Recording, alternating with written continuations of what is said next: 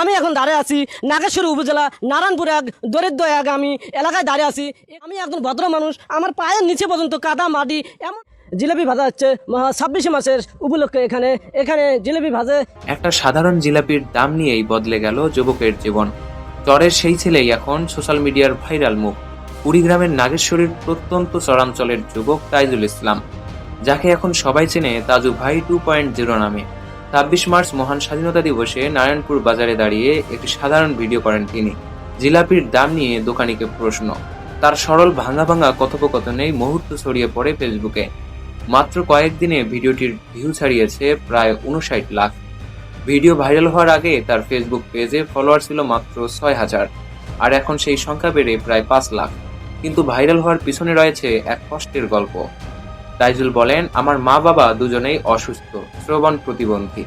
দুঃখ ভুলতেই ভিডিও করি, আমি কোনো সাংবাদিক না।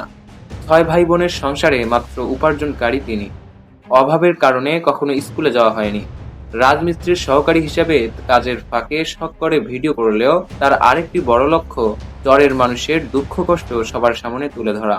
তাইজুল বলেন, আমার ভিডিও দেখে যদি মানুষ আমাদের এলাকার কথা জানে, সেটাই আমার সবচেয়ে বড় পাওয়া। এলাকাবাসীরাও গর্বিত এই ভাইরাল তরুণকে নিয়ে। তাদের মতে বিনোদনের পাশাপাশি উন্নয়ন বঞ্চিত এলাকার বাস্তবতাও তুলে ধরেন তিনি। একটি সাধারণ ভিডিওই প্রমাণ করে, ইচ্ছা থাকলে যে কোনো জায়গা থেকেই পৌঁছানো যায় লাখো মানুষের হৃদয়ে।